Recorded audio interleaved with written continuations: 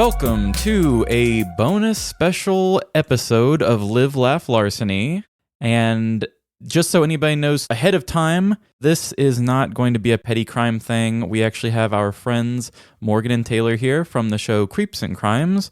And basically this is a second part to their creepy accounts episode, but you can go ahead and start here first.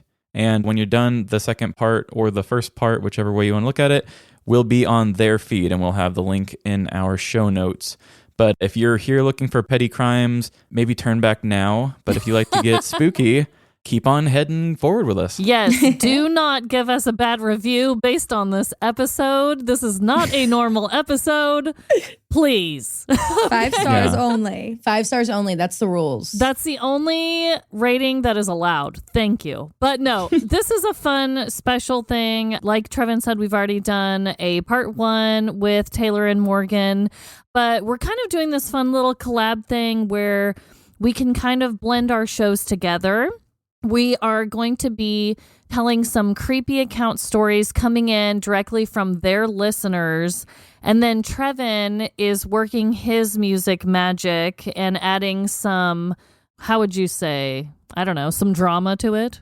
Yeah, some drama, a little more atmosphere to it. Yeah. It won't be as overblown as what our normal stories are, because I do that in a funny way and I'm not trying to make fun of these. So it'll be a different flavor of me, but you still get that same great Trevin taste. Yeah. And so That's gross. Let's go ahead and just introduce Morgan and Taylar here. Do you guys want to kind of tell our listeners a little bit about your show, a little bit about you guys? Oh my God, Sure. yeah. So, hi everybody, I'm Taylar. And I'm Morgan. And I am the crimes host of Creeps and Crimes. And I am the Creeps host, which is anything from paranormal to conspiracy to aliens to government, you name it. You name it. We love a good alien and we love a good government conspiracy. They're some of our faves, especially when we can tie in a little bit of true crime to it as well, like our Barry Seal drama. Yeah, we That love was fun. we love a true crime conspiracy. We also love a trifecta. So a trifecta in Creeps and Crimes land is where you have a haunting, a conspiracy, and or alien, plus a true crime case all together. So we call those our trifecta episodes, and you get a little taste of everything. It's a 3-for-1. A 3-for-1. Love But thank you guys that. so much for having us here. We're so excited to do a second part. Oh, yes. And we are really excited to be on your little RSS feed. Yes. I Just pop it up all know. over Apple or Spotify or wherever Wherever you you get listen to your podcasts. podcast. Wherever you may listen. Yes. Wherever you may Wherever listen. you get your podcasts. I was actually thinking about this, like when you were kids and you stay the night at a friend's house and you guys have a lot of fun, but you're like, does the fun need to stop here? And you're like, when you go home, can I just go home with you and spend the night at your house? I kind of feel like that's what we're doing right now. You're at No, our that house. is literally Exactly what it. we're doing.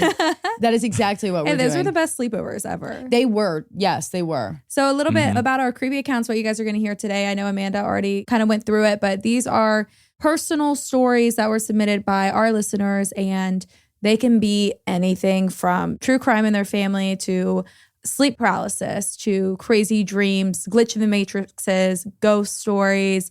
Ouija boards, which are y'all favorite. They love, our people love the Ouija boards. And we have to immediately tell you to call Susan. And if you're from Live, Laugh, Larceny, we'll probably say this a few times throughout our episode with them, as well as ours on our RSS feed. We say call Susan, and we already said this in the beginning of ours, but Susan is our medium that we use to cleanse our space after we do scary stories like this, because when you talk about someone's demonic possession, guess what? Manifestation. Crazy shit happens in your house. And where do we record? Oh yeah, my house. So Right, yeah. So since you are on our show, I figured what better question than to ask each of you, what's the pettiest thing you've ever done?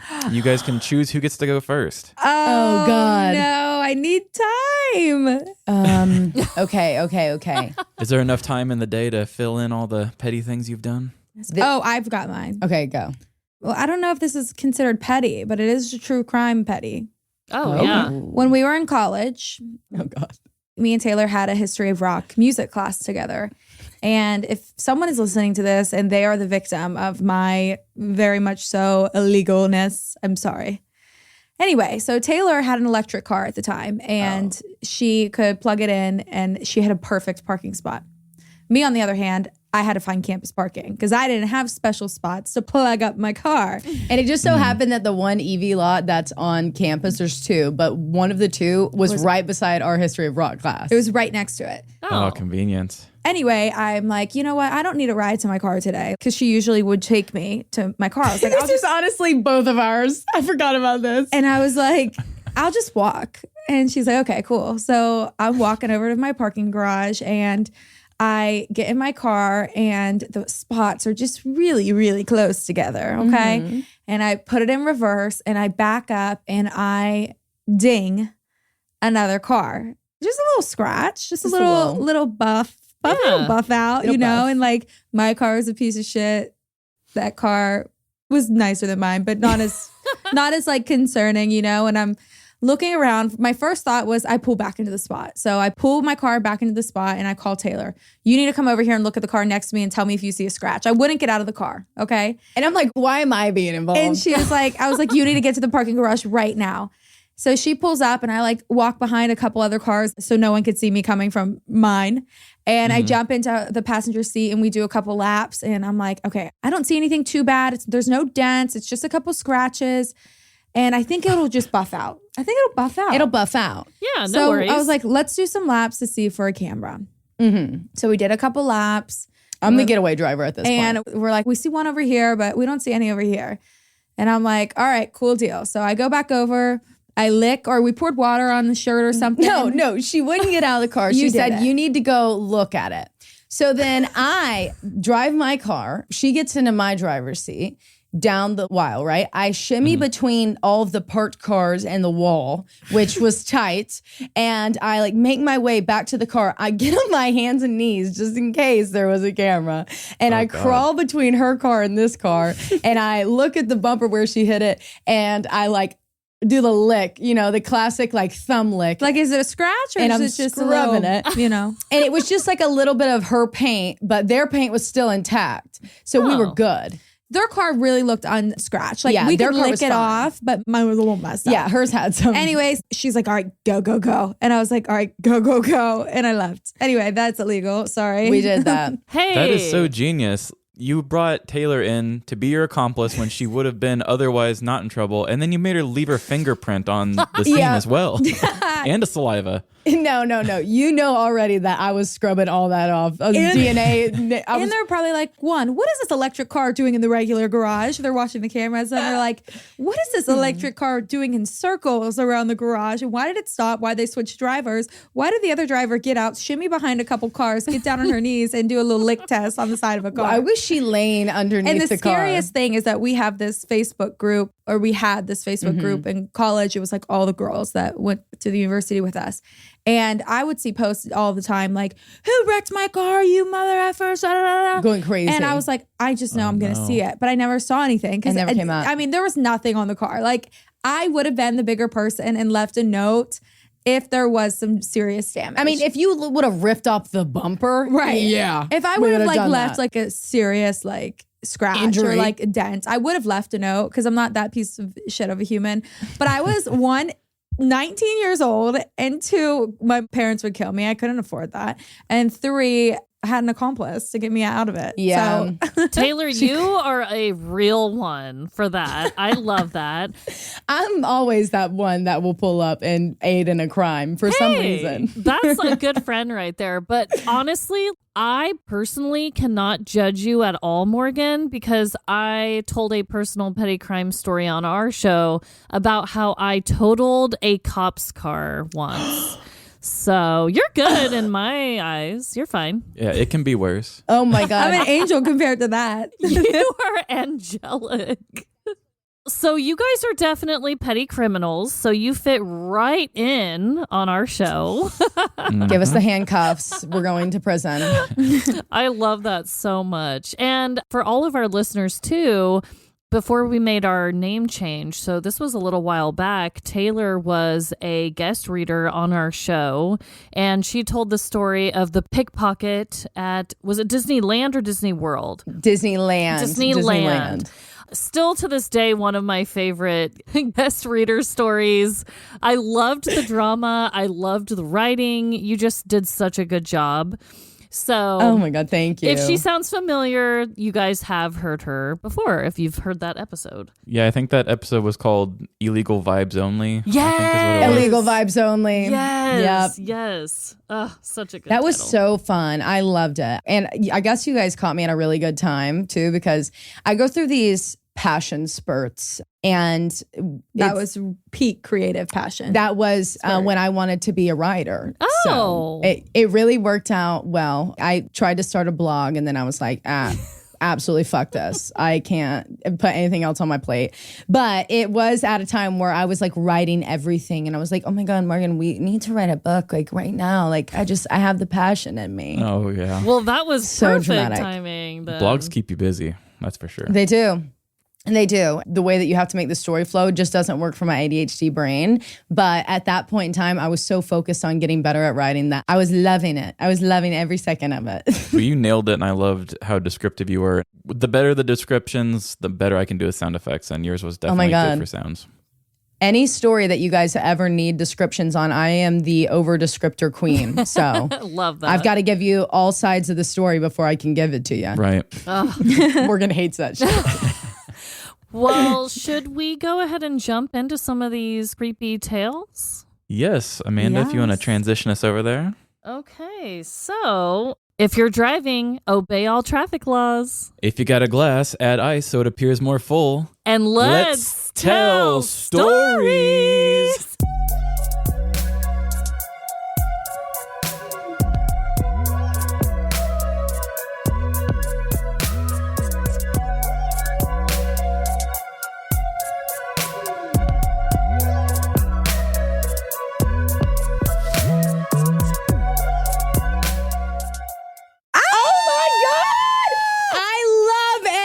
Oh my God. I love it. I'm so sorry for the editing you're going to have to do to get that to be right, because I know I can't do it, but I just screamed at the top of my lungs.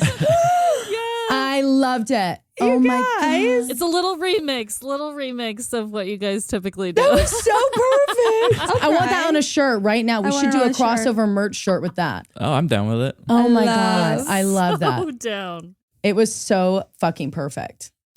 Okay, so I will go ahead and start us off with these creepy accounts. So like I said, these are sent in from the Creeps and Crimes listeners. So I'm so excited to do this. We read a couple on part 1, and I'm ready for more creepy accounts. Me too. Yeah, let's get after it. My name is Heather, and my pronouns are she, her. So my son, Brent, and I started listening to your podcast recently, and we have been talking about sending the story into y'all for a couple of days. We live in Texas. So back in April of this year, 2022, my mom, Rebecca, my daughter, Carla, and my son, Brent, and I went to stay at this hotel in San Antonio for 2 nights because it was said to be haunted. We are seriously into that kind of thing. I think you're in good company. You're in great company. 10 out of 10 company. The hotel is called Sheraton Gunter Hotel. The main story about this hotel is that a man murdered a woman in room 636. No body of the woman was ever found, and the man later, trigger warning, killed himself. Anyways, we made our way to the hotel in San Antonio, and at first we checked into a room on the 4th floor, but later got moved to the 6th floor. Oh no. I know, 3 rooms away from room 636. No. So we got unpacked for the second time and decided to hit the streets and explore. We came back from seeing the Alamo. It was my son and daughter's first time seeing the Alamo and going to the mall. We were picking a place to eat and decided to drive around until we found something. As we were leaving the room down the hall, we heard one of the doors to another room open and close. We looked, but no one came out. And then the door opened and closed again. So my daughter and I decided to go see what we could find. And the door opened and closed again like 2 more times, then stopped. We decided to run the opposite direction. I know some will think that it was just someone playing with the door, but we asked, and we were the only ones checked in on that side of the 6th floor at the time. Yikes, my God. Okay. Oh my God. So we go to eat, and then we come back and eventually lay down to go to sleep. I am one of those people that no matter the temperature, I have to sleep with my feet out from under the covers and blankets. Ah! Sorry, I'm already no. scared. I'm already scared. I don't sleep with feet out. I don't. I will if I'm literally on fire, but it's only for 5 seconds. My feet are always covered. Yeah, I know. My feet are covered in a blanket right now. So I'm like, ooh. I'm wearing slippers. I have on shoes. I always Me have on too. shoes. I'm a shoe girl.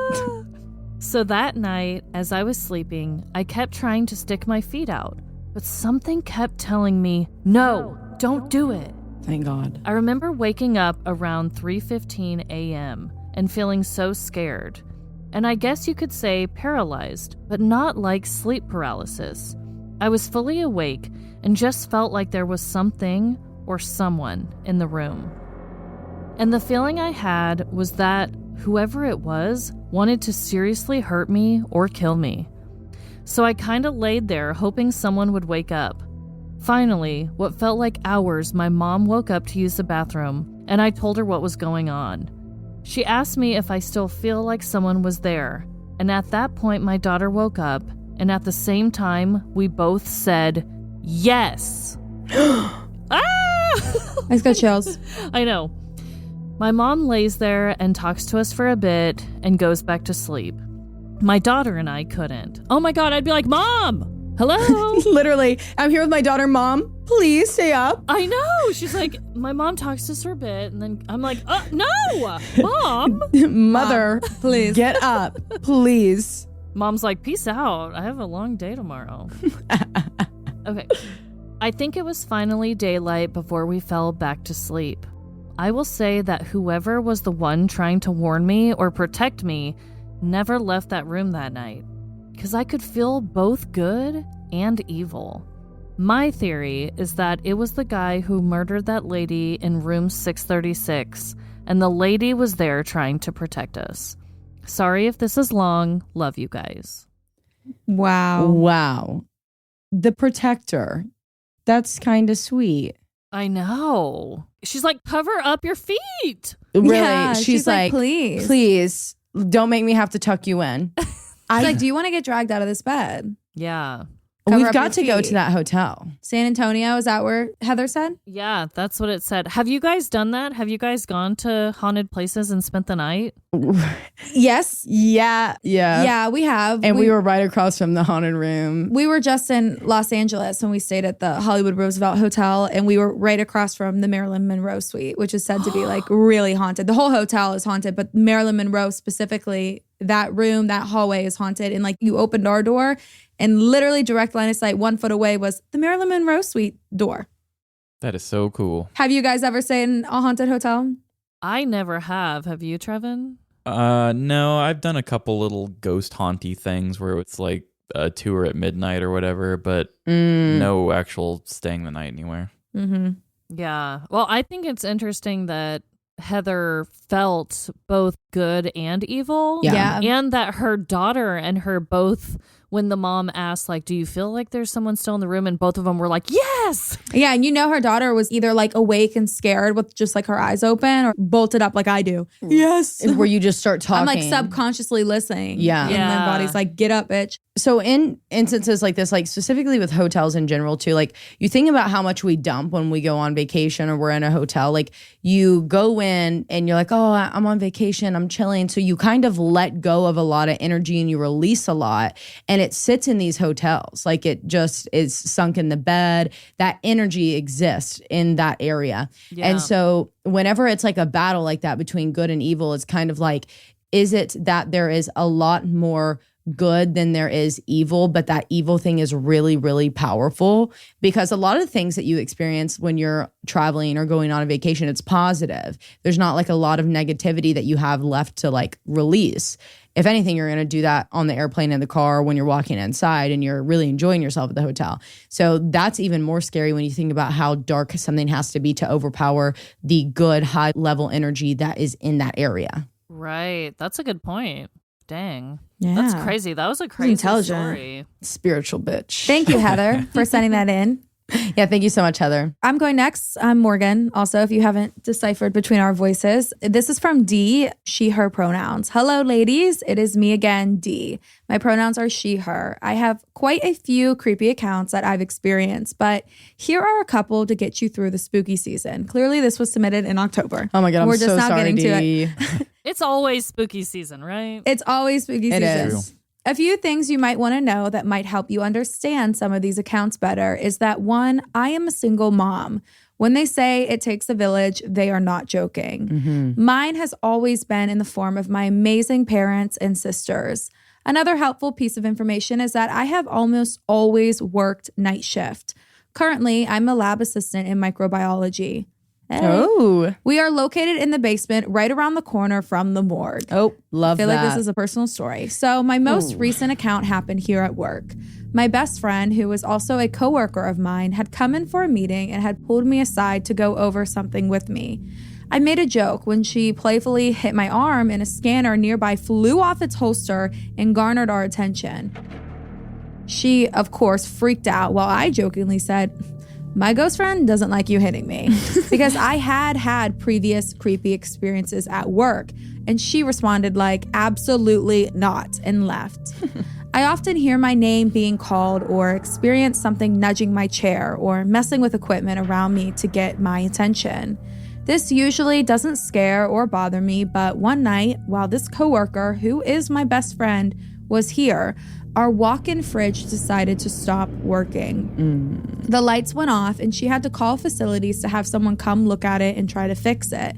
When she left, I heard a bone-chilling scream. I thought maybe her or another coworker had hurt themselves, so I ran to the other side of the lab to see what had happened. When I noticed, I was here alone. At that moment, she walked back in and I asked if either one of them had screamed, and she was confused because they hadn't. She said that facilities would be in shortly and walked away, leaving me to my maintenance. Oh. I saw her, or who I thought was her, walk into our walk-in refrigerator. When she walked in behind me to ask if there was any change, I assumed maybe someone from facilities had walked in there to fix it. Except the guy from facilities walked in a few minutes later. I told her what I saw, and we walked over to see if by chance there were 2 workers in here trying to fix our walk-in freezer. But there was only one person. I came home and I was so spooked that I had talked to my dad about what happened. I noticed him looking behind me, and I asked what he was looking at. He said he didn't want to scare me, but he saw a dark figure walk right behind me as I was telling him these stories. Dad, I don't want to scare you, but there's a literal demon standing behind you. Afterwards, he bought me a St. Benedict medallion. We both blessed it, and I've worn it ever since here at work. Yes, Dad. While I continue to hear and feel things, mainly at home or when I'm asked to bless the homes of my friends or family, I've never experienced anything like this again. If you'd like those stories, though, just let me know. Of course, yes, we want them all. All. I really love your podcast. Look forward to many more creepy accounts. There was one more story that I forgot to mention that I wanted to include. Because I'm a single mom, my sister and I often took turns picking up our girls from school, her 2 daughters and my daughter. One day, I believe I had a meeting or something to attend, and she would be picking up our girls and taking them to her house, which was about 45 minutes away. I was really sad and had asked her to just bring them by as I was on my way home. She stated that she would not because she was more than halfway home. So we hung up, and I was, of course, devastated. I would be pissed. Yeah. As I pull into my driveway, I see a child with their fingers pulling apart the blinds, looking at me as I pulled in. And I immediately got excited. I figured that my sister changed her mind or was just messing with me, so I ran inside and the girls weren't in the living room. I ran around the house yelling their names, but there was no one there. Oh, God. I called my sister and asked if she dropped the girls off to me, and she was a bit annoyed and told me that they were all at her house. She had them say hi to me in the background, and initially I was confused as to who I saw looking through those blinds. But I was far too tired and disappointed to be freaked out as I had to work that night. The next day, as I'm regaling my sister and my dad about the experience, my niece overhears us and tells my sister that our house is haunted. She's terrified of our living room and of my dad's room. And my dad lives with me, and the girls would often stay in his room so I could sleep in my room before work. But my dad is a skeptic, and I guess I am as well. He always tries to debunk my experiences or the things we've all experienced, but I know what I saw. Now I think back on the number of times I've heard a little girl laughing or running around the house when I was alone. I always chalked it up to me being half asleep or just extremely tired, because insomnia will do that to you. But now I'm not so sure. Anyway, thank you again. Stay safe. Happy New Year. Oh my goodness. That was crazy. Dee, first off, I want to say that you're doing great, Mama. You're doing a great job. Yeah, and get it, girl. Thank you so much. Yeah, you're doing a great job, and you're Yeah. working nights, and you're by a fucking morgue.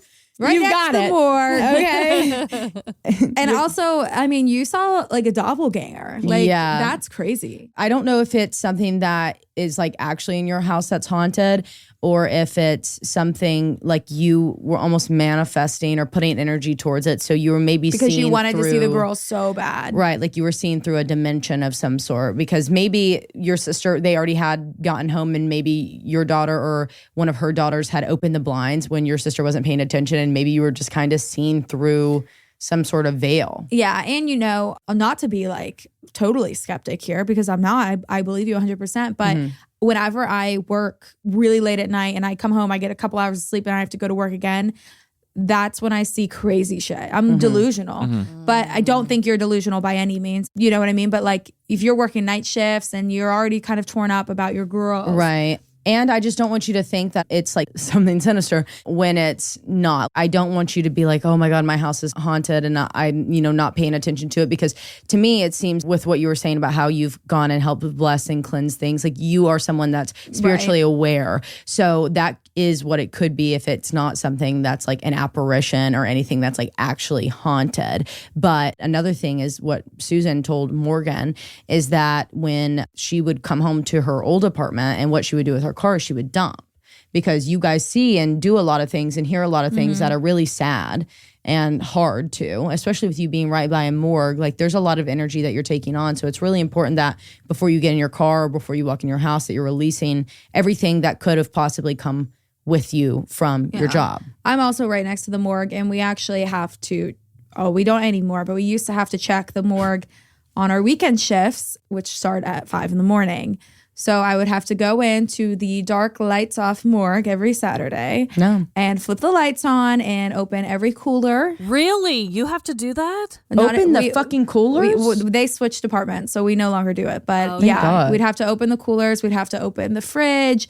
We'd have to make sure that all the temperatures were okay, you know, and they were in like the correct range. And every time I flip the lights on, and then like when I shut the door, like, you know how like when you're running upstairs at night, like something's behind you, I always did that. Always. It's And like I was you're like ready for running, your and life. like it's a Saturday in a hospital. It's always empty. It's 5 a.m. It's eerie. I'm half asleep. You guys know I sleep drive. I'm half asleep. Like, Sleep it's just, opening the morgue. Yeah. Wow, that's so wild. And then I got to take the clipboard around and be like, okay, They're still here. it's 27 degrees. Okay. Oh my God. What if you went in there and one was missing? Right. We don't do body counts. Well, if there is one in there, we write it down, but there's nothing that verifies that. Or at least I don't have that checkbook, Yeah. you know? Wow. So you can relate to your listeners' job a lot. Yeah. This is weird. We really are like relating. Yeah. I like how Dee said that she is generally a skeptic, but she wasn't quick to reason it out of her mind. Like, she was totally still accepting to it, even though she was like, okay, I am skeptic, but Yep. Yeah. I'm still going to take this for what it is and still believe in what I saw.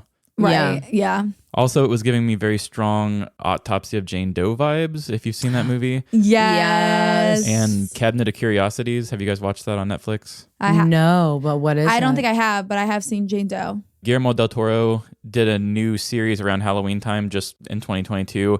It's kind of like a creepy version of Twilight Zone, where it's more creepy stories. And because he's the guy who did, Shape of Water and Pan's Labyrinth and all that.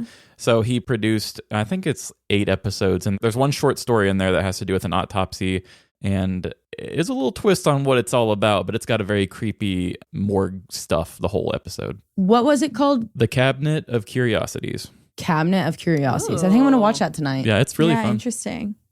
Oh my God, it's good. Thank you, Dee, for setting that in. Yeah, D. Yeah, that was awesome. Cleanse your shit. Very spooky, but And we've read Dee's stories before. Yeah. D's of them. always got good stories. Yeah. I could see that. I love anything with a morgue. Yeah. Yeah, anything with a morgue. Not really, because I have to go. Yeah, it's fun for me to hear about because I know I don't have to go anywhere near one. Yep. All right, so I guess I will go next. I've got a story from Taylar, she, her. Not me, though. No, and not Swift either. No. Damn. How disappointing. I know. This is Taylor O. I'm just kidding, Taylor, who wrote this in. You're not disappointing. We're so fucking happy to have you. No, I'm happy to have your story to read. And also, I've already pre-read it and I enjoy it. So Ooh. I'm really glad to have your story. Good job for reading. We love pre-readers because none of us here are a pre-reader except for Nobody Trevin. here, just Trevin. I'm like, I don't have the time. I'm a No. skimmer. I'm a skimmer. I'm a skimmer all the way. I just trusted Morgan, so good luck with me. Yeah, I never was a real homework person, but ever since starting this show, I've been much more of a homework person. Hi, ladies. My name is Taylar, she, her. Longtime listener, first-time writer. I love when people say stuff like that. I do Yeah. too. Long-time listener, first-time caller sort of thing. Love that. I'm currently listening to Creepy Accounts Volume 17, and I heard you mention that you want more stories about full-body apparitions. Yes. So here we go. Thank you, Taylor. I was a fairly weird and creepy child, I'll admit it. My dad was super into the paranormal as well, and to be honest, it was like a bonding activity for us. For some backstory, my dad once handmade a Ouija board, Dad? Damn it. Out the window. which he then gave to a woman who referred to herself as a Bruja? Bruja? Do you know what that is? Bruja? Influenced by indigenous religion, Catholicism, and European witchcraft, the purpose may range from white magic to black magic. A male practitioner is called a brujo, and a female practitioner is a bruja. So, So witch. Latin? Okay. A more religious witch. Yeah, religious witch. So he gave the handmade Ouija board to a witch. Yes. He then gave it to a woman who referred to herself as a witch, to simplify there, to bless the board before proceeding to repeatedly contact an entity living in his home. Dad. Oh my God. Dad, put the phone down. He wanted to make that official before he started trying to Yeah. phone home. He kept the board in the back of his car, as my grandmother was a very religious woman and would not have that nonsense in her house. On the back of the car. On Christmas Day, when my dad was around 17 years old, he got into a car accident on the icy back roads in North Carolina, causing his car to roll 6 times. He lived with no lasting damage, but the car and everything inside was absolutely totaled. Except for the Ouija board sitting completely untouched and unharmed in the trunk of the car. Oh No. my God. Insert witch laughing. When my grandparents took my dad to get his personal belongings from the wreckage, my grandmother found the Ouija board and proceeded to burn it in their front yard. She whipped his ass. I tell you that story to explain that my family historically does not fuck with Ouija boards, and we really try not to fuck with spirits. Mm-hmm. However, Oh God. ever since I can remember, I have been able to see complete full-body apparitions. Okay. They are not tied down to one house, one location, or even one spirit, and I'd like to share 2 of my encounters with you tonight. When I was around 7 years old, my family moved into a 3-story house.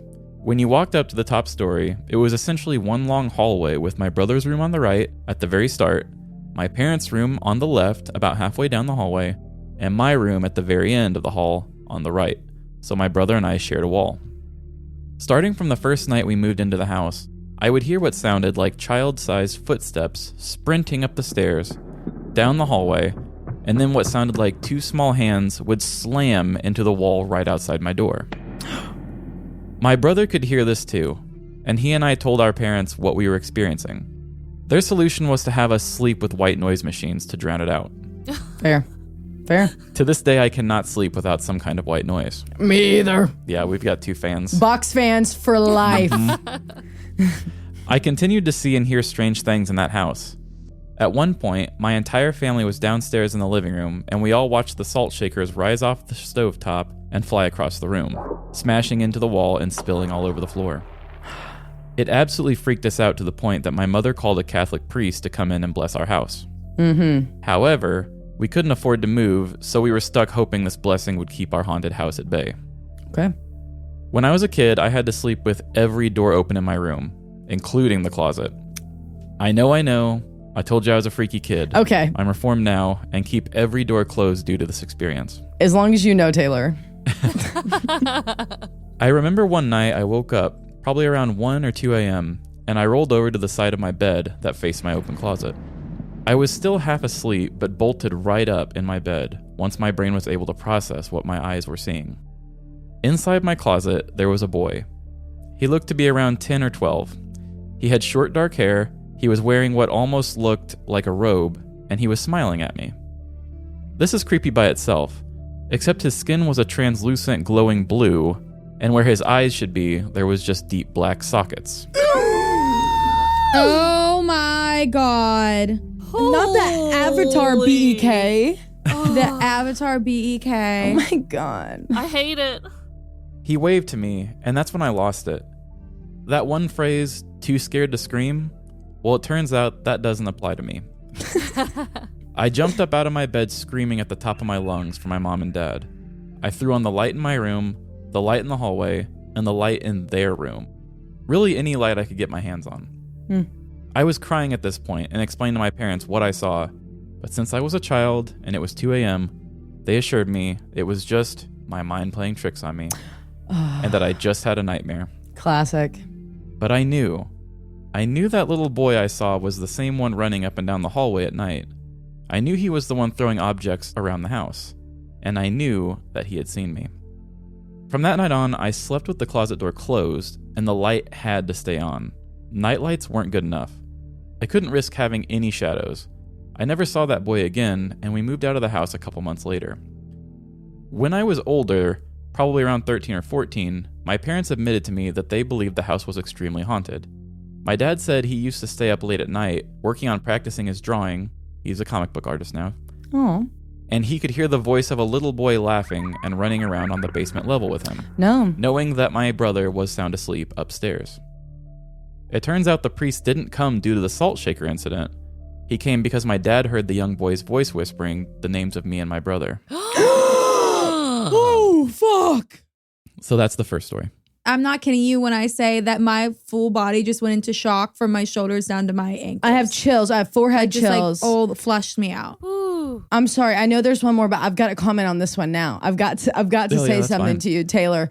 Taylor, what the fuck? What kind of house? Again, this is Where? the tale as old as time of the parents finally admitting to it, and you realize just how fucking terrifying it truly was. Yeah, what is with that? I feel like, okay, I get trying to protect your kids, but I would feel like if I was the kid and I was seeing something like that, I would at least want to have some sort of validation, right? I don't know. Right.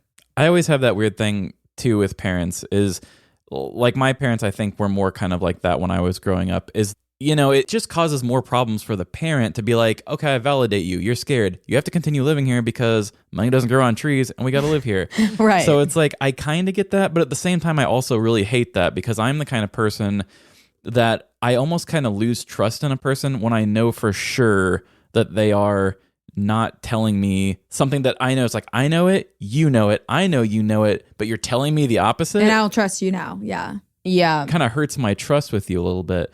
So Yeah. I like it when people are real with me, even if it's, you know, news I don't want to hear. I know not everybody's the same way, but I would have been glad to be validated, like 6 years later, but I would also have been pissed to be validated. Yeah. My parents, they would, be like, oh, okay, well, that's interesting. Well, we'll just pray. And, my mom would see it too. And my mom and my dad had experiences in this home, and they knew that I was hearing and seeing it because I was being very direct and to the point about exactly what it was.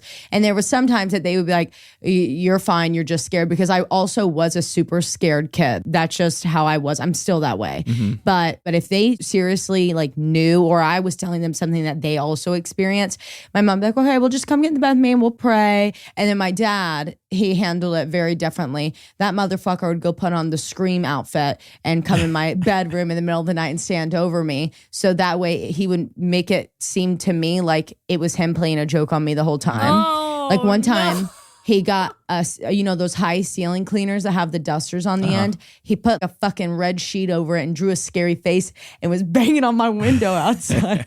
I would have beat his So I ass. opened up the curtains and it's just this scary thing. I'm like, and we called it Red Man. That was what it was. And we had Yellow Man too. It was a yellow shirt that would come up there and haunt me. Oh, wow. I'll give you something to be scared about. Yeah. Honest to God. That's Yeah. why we are the way we are today. Yeah. That's why we are. Wow. Yeah, I mean, I can see that. It worked out great here, huh? It gave you guys the power to make creeps and crimes. Yep. Yeah. Red shirt and yellow shirt, man. Yep. Ruin our lives. And my sleep paralysis Yeah. growing up is brought to you by Creeps and Crimes. Or CNC is brought to you by By sleep paralysis Red shirt, yellow and man.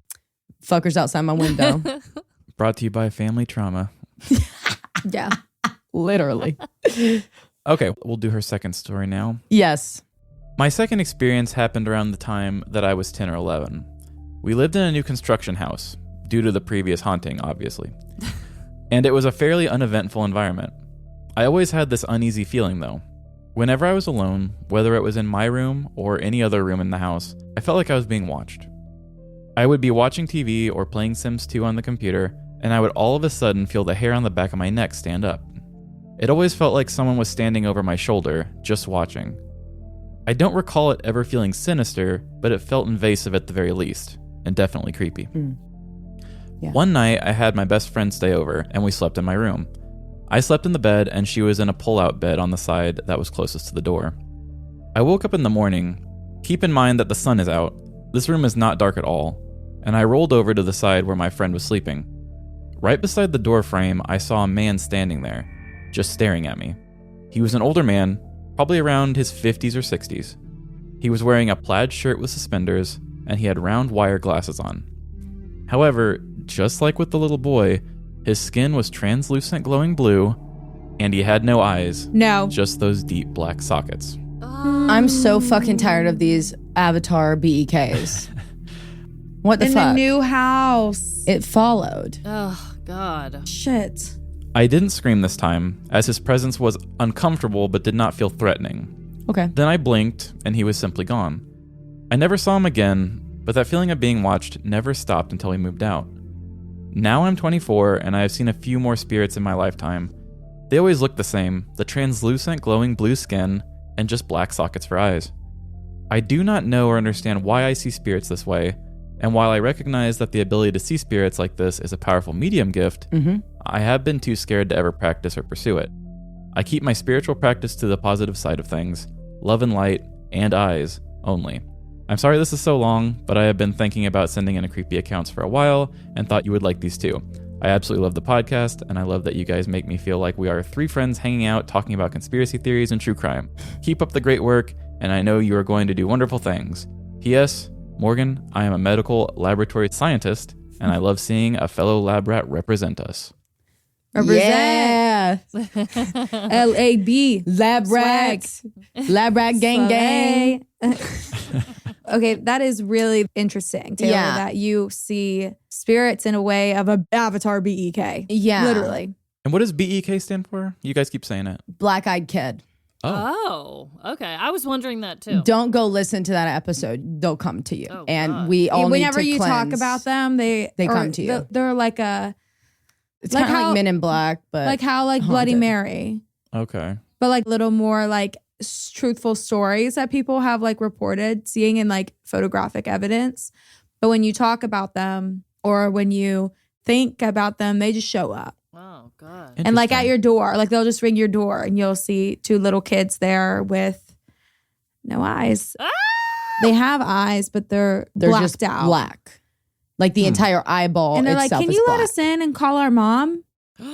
Yeah. And when they first show themselves to you, it's like they can only mask the color of their eyes. Like they try to hide their eyes They'll or like look down. or We need they'll help. have on We don't know where our parents are. a hat or something. And then whenever you invite them, the main point is you don't invite them in, like ever. You never say yes. You have to say no and turn them away. But they disguise themselves as children for the most part. So you are more inclined to invite them in, but it's a demonic presence. Yikes. And if you look in their eyes, it's like You die in die. a week or something. and like there's actual like stories of people that have said my grandfather, he was on vacation at the beach and he ordered pizza. Thought it was the pizza guy, but when he opened the door, it was a little kid that was asking for help and went into cardiac arrest 7 days later. There's stories like that are out there. And we've actually had a couple of creepy accounts from people that have written in about a BEK experience. Ew. I'm not even familiar with those. When I was reading the story, I was like, oh, this is unique. Black eye sockets. This one's new for me, but I guess it's not new at all. The episode where I covered it was Smiley Face Killers and BEK. And we had switched who did what. And it was the last week of January in 2021. Damn, that memory, though. Well, it was the episode that I got fired. And I was like, I want to do something demonic. And that's what I did. Hell yeah, channel that energy. I was like, I don't even want to do a murder. I want to do a demonic something. So that's what I did. It's getting dark. It was getting dark in there. That story is crazy. So Taylar, yeah, 100%. You have psychic medium gifts and abilities.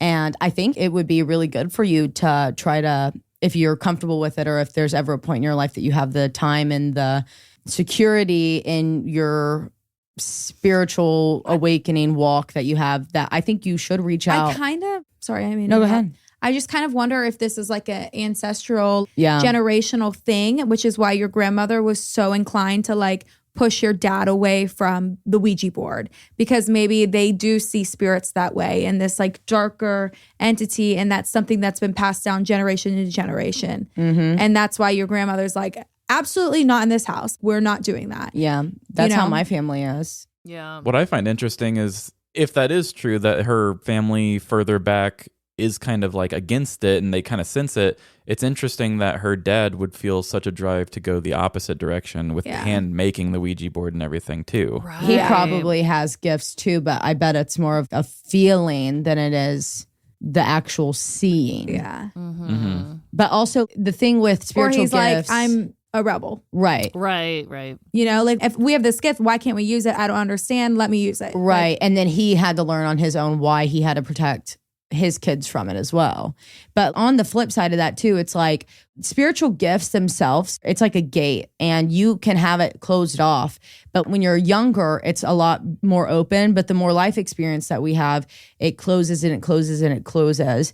And then you kind of have to work on opening it back up. That's these spiritual awakenings, like trying to get that gate open and then having your spiritual guides to kind of contain it. So when you do have gifts like this and your gate is open enough that you still have experiences, it's really important that you get tight with your spiritual guides, because they're kind of like the gatekeepers who are making sure like you can come in because you actually have a message that is important, but you can't because you got no fucking eyes and blue transparent skin. So no, you can't come in. So Taylar, I think you would benefit a lot from just a conversation with Susan, even just from like one medium to another who experienced their gifts at a really young age and then kind of had to figure out what it was on their own. I think that would be a really good conversation for you to have. And it changed a lot for me in my experiences when I finally got to talk with someone who could see what I was seeing and had felt what I was seeing and so on and so forth, and had been doing it a lot longer than me. Yeah. No, absolutely. I think that's a great idea. Mm-hmm. Oh, that shit was scary as fuck, How though. scary. Yeah, that was terrifying. And I think it was you, Morgan, that was like, oh no, it followed you to the new house. Like, that sucks. It is not cheap. It is a brand new build. New build, yeah. And to It had have to that have. follow them, like, Yeah. God, how unfortunate. That is so scary. Yeah, that's like some Insidious type Yeah. shit. Yeah. It Oh my is. God, I haven't seen Insidious in so long. I've Gotta never seen it. Okay, so this is the last story, and it is from Theo using he, him. I love when we get a guy that writes in here. Me too. It's very few and far between, and I love it. So Theo, right now, welcome to the club. we're at like number 5. Theo, you're number 5. Standing beside, oh God, what's everybody else's names? Seth, Trevin now. God, Connor, John, Joe. Putting me on pressure here. Jack, question mark. John Joe Jack. John Two, Joe. and now Theo. And that's actually Mila's brother's name, my cat. All right.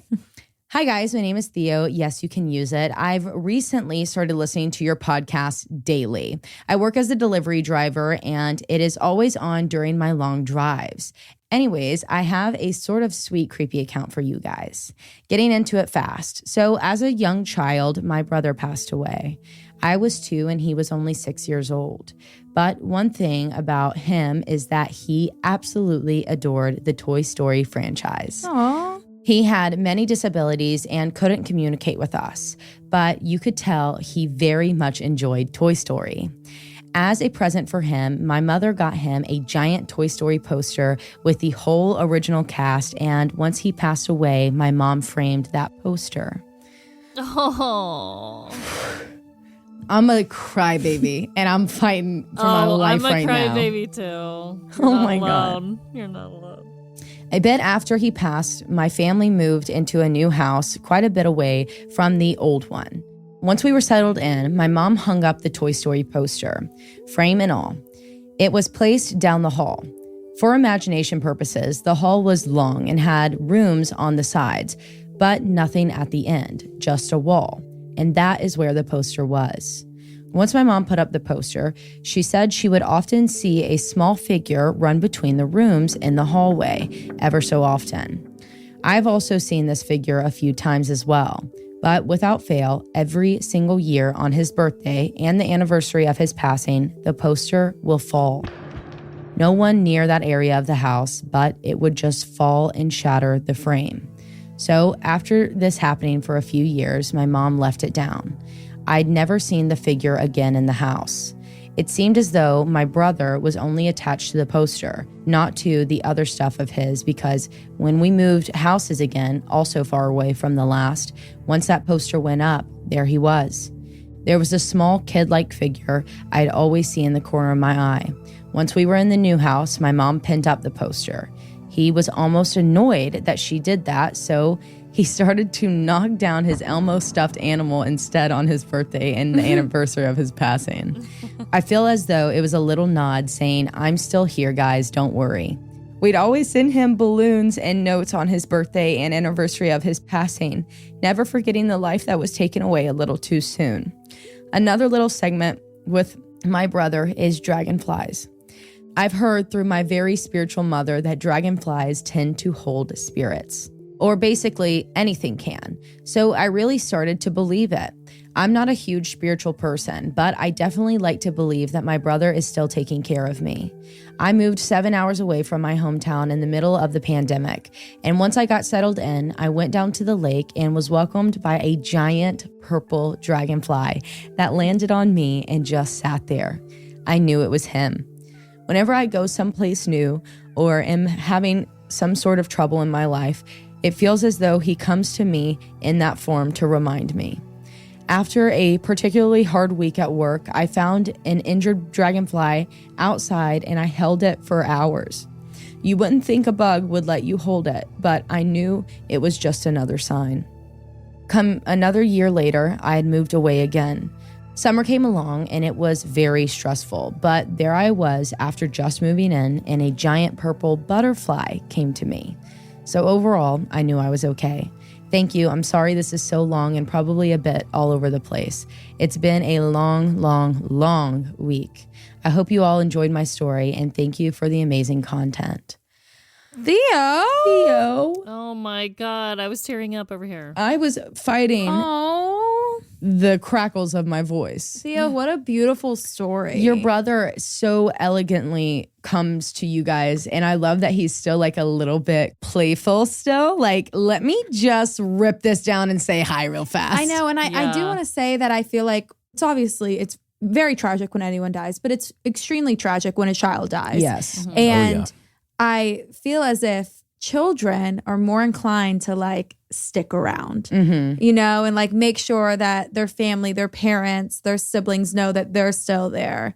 And I just think that's beautiful. Yeah, I like that story too. I think that was a nice one to end on, really. Kind of more uplifting and not so much creepy, but just kind of supernatural. Yeah. Yeah, supernatural Spiritual. and cute, kind of. Yes. Yeah, it was and like cute. such a beautiful way to see how spirits work in the afterlife. It's not always dark and sinister. Not everything is in dark light. There's many things that are in beautiful white light and come to us as signs and symbols of things. And I just love hearing about it. So thank you so much, Theo. That Thank was you, gorgeous. Theo. Yeah. I know. Yeah. You guys really opened up my eyes to like what I like to listen to stuff where I, learn stuff. I don't always do a lot of the listener submitted stories, but now I'm seeing that it isn't always just creepy. You guys talk about having the stories with the good spirits, and you guys have now like this one, it's kind of a heartwarming supernatural thing. So it's cool that you can do them all. Yeah. I love our creepy account segments, especially for like what they mean for mine and Morgan's spiritual awakening and journey itself, being able to share our experience with our listeners. Because when you first start going through something and you don't know exactly what's happening, but you're hearing and you're seeing and you're feeling things, it's nerve-wracking because you're like, this isn't right. Am I going crazy? Do I need to be put on medicine, or do I just embrace it for a second and see like where this goes? And so the thing that really kicked off my spiritual journey was that I witnessed a really awful wreck and the person died. But the way that I was the only other person there. I was the person that called 911. Like, the way that I ended up in this area was not normal. Like, I wouldn't have been there if I wouldn't have listened to the signs and what I was seeing, what I was feeling, what I was hearing. And whenever I finally got there, I was like, oh my God, this is what it is. And I didn't know Susan at that point, but I had a really good friend, and I happened to mention it to her, and she sat me down and she told me, like, look, I have spiritual gifts too. And it actually started with me getting my eyebrows tattooed. And out of nowhere, the girl that was doing my eyebrows said, hey, this is really crazy, but you have a male spirit that you played a big role in helping them cross over that wants to come forward to you. And I was like, stop tattooing my eyebrows first. And put the tattoo gun down. Yeah, I was like male spirit where? Yeah, let me sit up. And so she told me what she was feeling, and that's exactly what I had been feeling and what happened to me. And she was like, look, ever since I was little, I would see and talk and hear things. And my mom started taking me to this woman named Susan. And that's how we met Susan. Whoa. And so I went to Susan. I texted her on a fake number. I didn't even give her my real name. I went to my friend's house to have her come read me. Like, she had no idea who I was.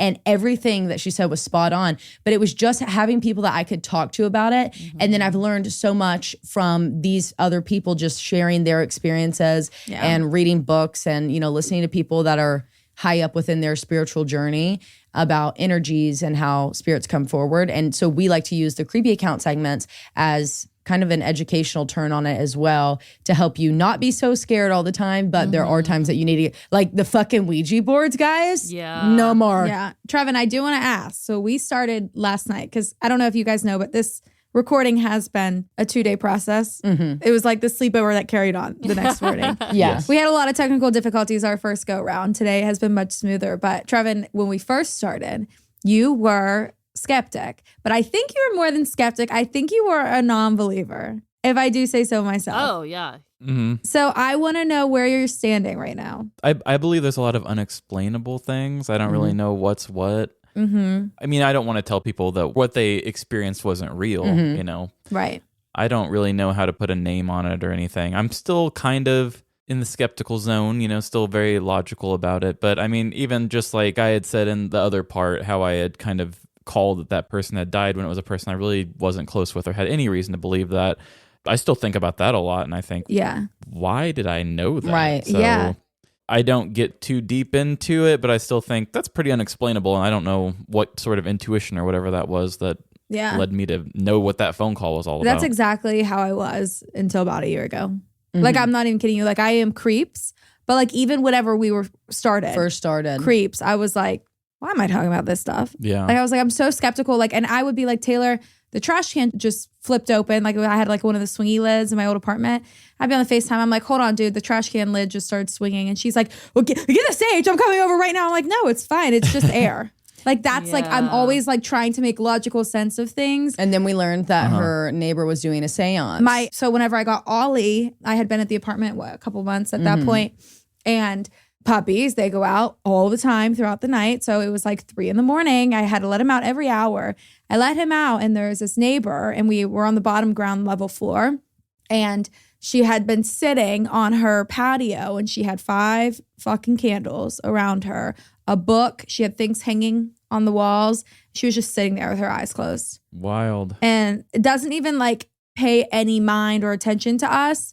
And Ollie's out there. He's a puppy. He's like, rah, rah, rah. Yeah. like trying to attack her. And she's just like full on zoned in, like, and I was like, holy shit. Wow. That's crazy. Yeah. I could see being surrounded by this, you doing this weekly and just being around it more. It's kind of like, working a muscle over and over again. Exactly. Or, just doing something over and over again. You start to be more in tune with the signs of something because you're gaining experience as you go. And knowledge and You're seeing a pattern too. I could see why for you that would happen. Yeah, patterns play a huge role. I'm like, this is no longer like logical. Right. You know what I mean? Like right now, currently, like I am a full 100% believer in this, maybe not the spirit world, but spirituality, supernatural things. Unexplained things. But even there's always just sometimes in the back of my head, like just trying to find some sort of logic to it. I try my best. It's the science in me, the science geek in me that I'm like, this has got to make sense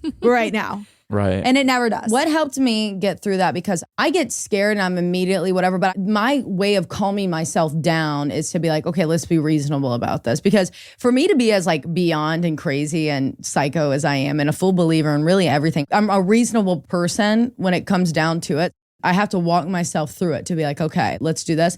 But what helped me a lot whenever I was on this spiritual journey and becoming a full-blown believer versus someone who was skeptical but believed in certain things and other things, I was like, that's not fucking real. And I'm still kind of like that in a lot of ways, but learning about how energy works, like in a scientific manner, that makes the most sense to me. And talking about like when we were doing like CERN and all of these CIA things that she covers, like projects and operations. That shit's crazy. That shit almost plays a role into it, especially with like multiple dimensions. And you have to believe if there are this many dimensions, then it's either that we're seeing these people through dimensions, through a dimensional veil, or death is just another dimension. Yeah. Good God. Religion. Hold on to it, everybody. No, I've always been such a believer. I don't know if it's because just always as a kid, I was just so open-minded to a lot of things. And then I grew up in a haunted house, but kind of going back to that story a little bit. A haunted house? She grew up in a haunted house? You're just fucking telling us this? Yeah. So like, we're friends with this podcast called Homespun Haints, and they had us on recently, and I talked about my haunted house on there too. I have to go listen to it right when we get off of here. I'm going to go listen to it. Yeah. But I always tell all of my loved ones that when I pass away, and I don't know why, but I just feel like my sign to them is going to be a yellow butterfly. I knew you were going to say that. I did too. I saw it in my head. No way. I literally almost said yellow butterfly. What? Okay, that was fucking weird. And it's not the one that has like trim on it. Like it's not a monarch that has the black trim that I saw. It was the ones that are fully yellow. I fucking knew you were going to say yellow butterfly. Yes, it's a fully I wish I would have yellow- said it, Trevin, so you would have believed me. I wish I would have said it before she said my it. God, So you would I be wish like, you what? would have too. Because I recently told my oldest daughter, I was like, she's at that age where she's like, what's death? And I'm like, oh God, how do I do this? It's a yellow butterfly. Yeah. It's your job on a Monday. Yeah. Yeah. And I kind of tell Every her Monday. like, I don't know. I just always know that my sign is going to be a yellow butterfly. That like, hey, I'm here with you. Yeah. Yeah. I don't know what mine's going to be. Maybe I'll just start knocking You know, shit and over. like Moana, where she's like, I'm going to be a stingray. Right. Yes. I'm like, that's gorgeous. Let me be a light up stingray, please. Yeah. I know. But like a beautiful one. Yeah. So I love that dragonfly thing. Because, I feel like people, once they pass away, can send messages with specific items, or like not items, but the same thing. So you know that they're there. I don't know. I love that idea. Yeah. My pop comes forward to me as a bluebird, and my pap comes forward to me as a redbird. Yeah, And I see redbirds all the time. And when my pap passed away first, that was in 2018. I was still in Corey Trail. And my other grandpa, my pop passed away in 2019, and they passed away within a year of each other. And when my pop passed away, I always said like, oh, the redbird's my pap. And when my pop passed away, we went to his funeral, and we were sitting at the kitchen table, and there's this massive tree. It's like 3 giant windows, kind of like a dome. And there's this massive tree that turns yellow before the leaves fall off. And it's green other than that. And it's huge. It's been there my whole life. And it was February, so there's no leaves on the trees or anything. And when we woke up that morning to walk to the breakfast table, there was one huge bluebird and one giant red bird. And I was like, oh my God. And we all just started sobbing, but we had never verbally said to each other, like, these are what our signs are. Yeah. So when we saw it and we were all just so emotional, we were like, what's going on? What's going on? And we all knew red was Pap and blue was Pop Pop. Yeah. It was so crazy. We had gotten a creepy account one time, and I think it was a grandmother or grandmother's sister was coming forward as a peacock. Yeah. And it wasn't native to her hometown or where her grandmother lived. I think it was her grandmother or her aunt. And I think it was her aunt that was coming through as the peacock. And it would just constantly be a reoccurring thing only in her grandmother or whatever that family member was in her backyard. Wow. Yeah, this random fucking peacock. And they would go somewhere and there was a massive, like out of nowhere, this big peacock feather when they would just go like on vacation somewhere, like where there's not peacocks at all. That's wild. Yeah, peacocks are random as hell. Yeah. Yeah, really though. Yeah, they are. When we read it, I remember being like, a fucking peacock? I know. Like, I was not expecting that. Yeah. Yeah. And they're not small either. No. They must have had a very bold personality. Right. Yeah, I mean, I could come back as a peacock. I'd be content with that. Yeah. I don't know. what I would come Or a back bunny. I think bunnies are they draw my attention. A little white fluffy bunny that's just hopping around the yard. I'm going to come back as a fucking lion. Yeah. Just see a lion chilling in the backyard. We know Taylor's- it's Taylor. Walking across. Taylor's a coyote. I'm a Or coyote. a hyena. No, fucking honest to God, I'm really a possum. You're killing me. Taylor, when you were talking about how you were kind of open before you had gotten more into like learning dimensions and stuff, you had said you were, okay, I didn't know if it was just the way you said it or if you were emphasizing it. It sounded like you said skepticool. Is that a term or? I think I've never used it before, but when I said it, I caught myself saying it too. And I was like, why did I say that? So fucking weird, but whatever. I was like, I'll keep it, but I like skeptical. You're skeptical now. I think that's what I am. Like I'm Skeptical. skeptical, but I'm cool with cool you. with I'm cool it. with what you guys are feeling. Ooh, love Skeptical. Yeah. Honestly, Love. you should put that on a shirt. that. Yes. Skeptical. 100% you need to put that on a shirt. Skeptical. We're always out here standing for merch. Quotes. Always. No, that's smart. That's so smart. Yeah, I mean, you guys always have good merch, so it makes sense. Thank you.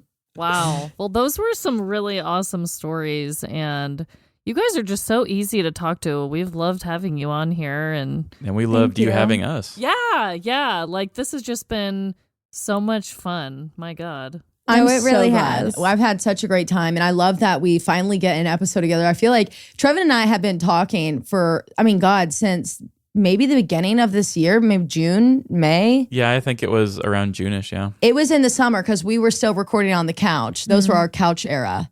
I remember laying on the couch one day and texting you with the computer monitor in front of me, which is how I tell time, apparently. But we've been talking since then and just, back and forth ideas, networking, just kind of being friends within the space that we are. And little by little, we started being like, oh my God, he asked me to come on during that time. And that's kind of how it all started. And then I would text him and be like, hey, I don't know how to fucking work this. No, Can she you give me literally some used to say, advice? hold on, let me text Trevin. Yeah, hold on. Let me text Trevin really fast. He'll answer quick. He'll know.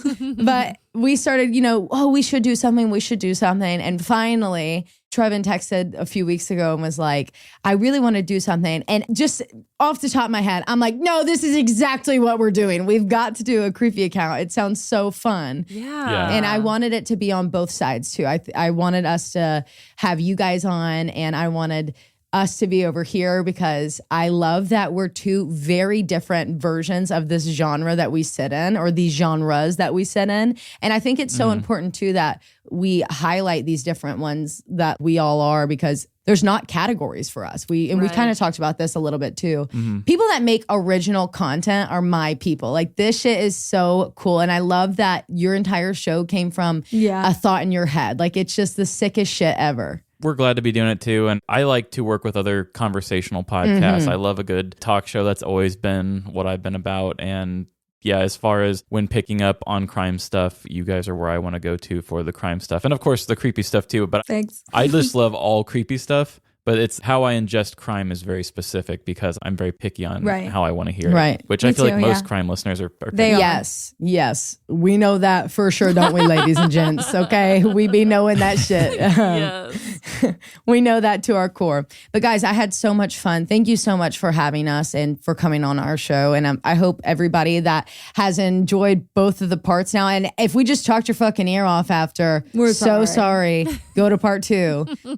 I think I've decided on our feed in the description. I think I'm going to put where the stories start and where the stories end. So that way, if this is your part 1, you know exactly where to get started on. So you don't have to listen to us ramble on and on again. Yeah. Oh, yeah. That's a good point. Yeah. Luckily, I don't think we repeated ourselves. But yeah, I totally get it if you want to just keep your stories Yeah. If you guys want to keep your stories going, or you can take an intermission and chill with us. Or you could go back to it, you know. Get a, what is it? Dark chocolate oat milk espresso from Starbucks and take your intermission. Yes. Or a Spritz Society drink. And we had a great time on those last night. I don't think we said that's what we were drinking, but that's what we were drinking. We didn't even ask everybody what they were drinking last night. Oh my God. Oh, well. Trevin had a Bud Light. I was drinking seltzers. Yeah, I had a Bud Light, those classic sodas. Amanda had a water. No, iced coffee. Iced coffee. Yes. Yeah. Yep. And we had Spritz Society. And then we had Spritz Society. I had pineapple. We haven't asked what we're drinking so long. I know. We don't drink anymore. We stopped drinking on there. Yeah, well, you know. For good reason. He got a little crazy. I could see that. He got a little crazy.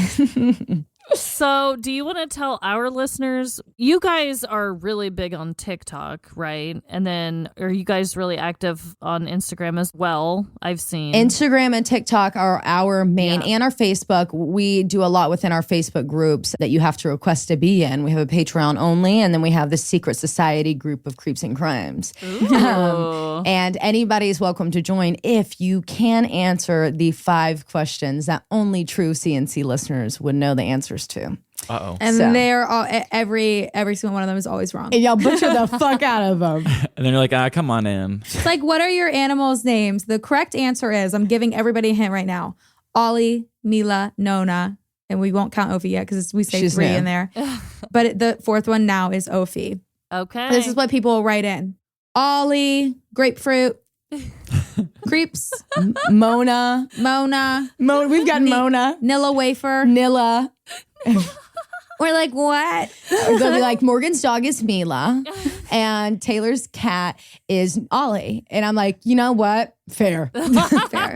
Close enough.